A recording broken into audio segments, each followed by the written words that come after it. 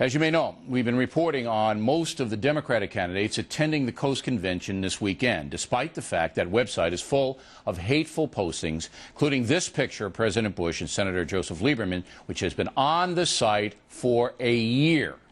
Now, yesterday I spoke with Senator Chris Dodd, who's running for president, and will be at that convention. This is the worst stuff on the internet. This is a place where people worse than this. No, you're missing the point. You ought to be far more candid with your viewing audience here and tell them that your real objection here is the ideology of Daily Kos, not what's on the end. This is silly. This is silliness for you to be suggesting. I don't look. If you went to the moderate, if you went to the 500,000 people appearing on that. So let me finish here. 500,000 people every day on that line. Why are you attacking something like this? Because it's vile. The debate, allows people it's to... vile. That's why. Well, doesn't matter how many people go in, there are a lot go of things out, that you say are vile on a daily basis. The Federal Department of Veterans Affairs. In black and white, it states the sad truth about many of the men and women who serve this country in uniform.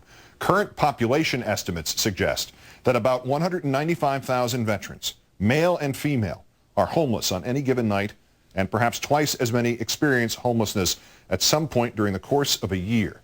A grotesque statistic that Senator John Edwards has repeatedly cited during his bid for the presidency, most recently last night.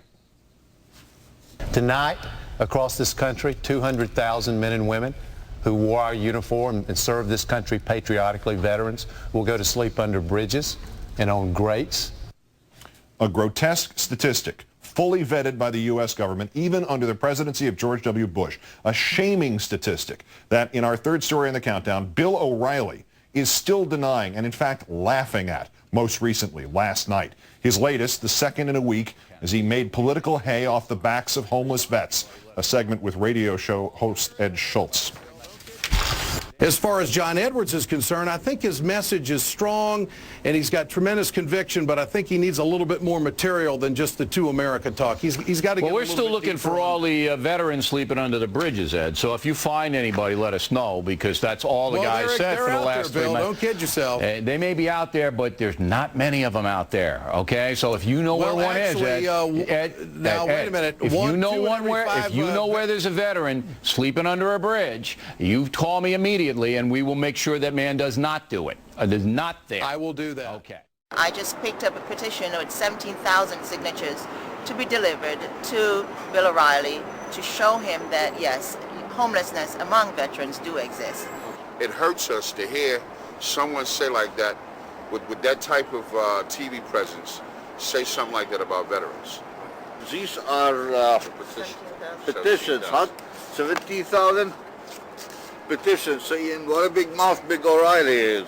We demand an apology from Mr. O'Reilly. This just reported to us from the middle of November, long before he began his sadistic laughing at the thought that there are actually 200,000 homeless U.S. military veterans in this country. His insistence that none of them could really be sleeping under bridges, as John Edwards noted.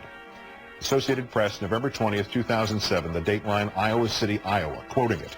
A homeless Vietnam veteran whose body was found beneath an Iowa City bridge had been turned away just days before from a Veterans Affairs Center and the Johnson County Jail. That's according to the University of Iowa police reports obtained by the Cedar Rapids Gazette. Sonny Lovino was found dead earlier this month under a bridge. An autopsy showed he died of hypothermia. Well, Bill, you're right. This vet is not living under a bridge tonight. He's dead. Bill O'Reilly, today's worst person in the world.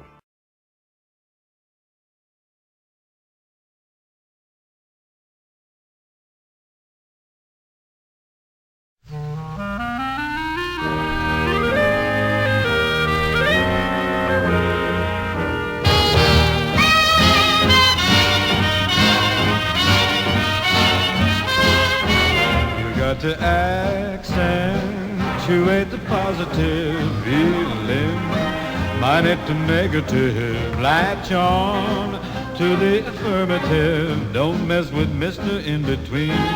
You got to spread joy up to the maximum, bring gloom down to the minimum, have faith or pandemonium, liable to walk upon the scene. To illustrate his last remark, Jonah in the whale, Noah in the ark. What did they do just when everything looked so dark? Man, they said a better.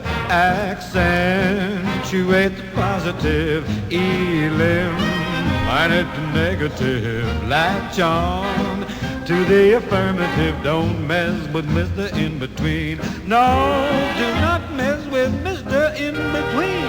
Do you hear me? Oh, listen to me, chillin', and you will hear about the eliminating of the negative and an accent on a positive. Gather round me, children, if you're willing, and sit tight while I start reviewing the attitude of doing right.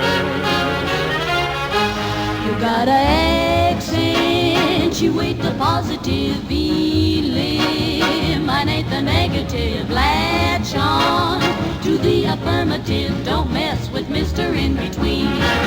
Got to spread joy Up to the maximum, bring gloom down to the minimum. then Otherwise, pandemonium liable to walk upon the scene.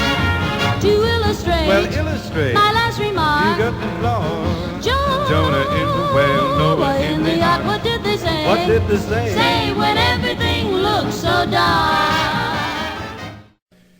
But I do want to say something about yesterday. You know, after almost 8 years, I did not think I could be surprised about anything that George Bush says. But I was wrong.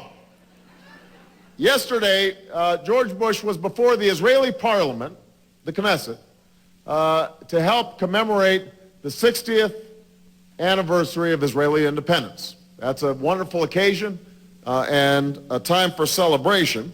But instead of celebrating and offering some clear ideas about how to move the situation in the Middle East forward, the president did something that presidents don't do. And that is launch a political attack targeted toward the domestic market in front of a foreign delegation.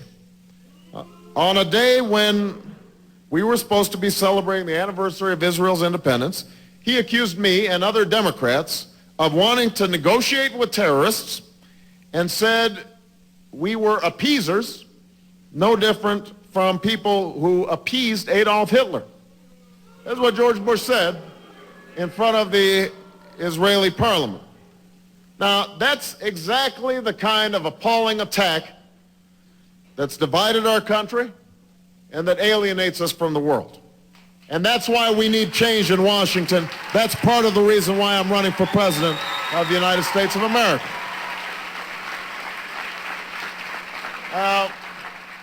Now that was frustrating enough, but then John McCain gives a speech. Now, he gave a speech in the morning where he talked about the need for civility in our politics. He talked about elevating the tone of the debate in our country. He talked about reaching out in a bipartisan fashion to the other side. And then not an hour later, he turned around and embraced George Bush's attacks on Democrats. He jumped on a call with a bunch of bloggers and said that I wasn't fit to protect this nation that I love because I wanted to sit down and negotiate with tough diplomacy with countries like Iran. Accused me of not being fit to protect this nation, a nation that my grandfather served in World War II, this nation that's given me everything that I have. So much for civility. Well, I want to be perfectly clear with George Bush and John McCain and with the people of South Dakota. If George Bush and John McCain want to have a debate about protecting the United States of America, that is a debate that I'm happy to have any time, any place, and that is a debate that I will win because George Bush and John McCain have a lot to answer for. Latch on to the affirmative, don't mess with Mr.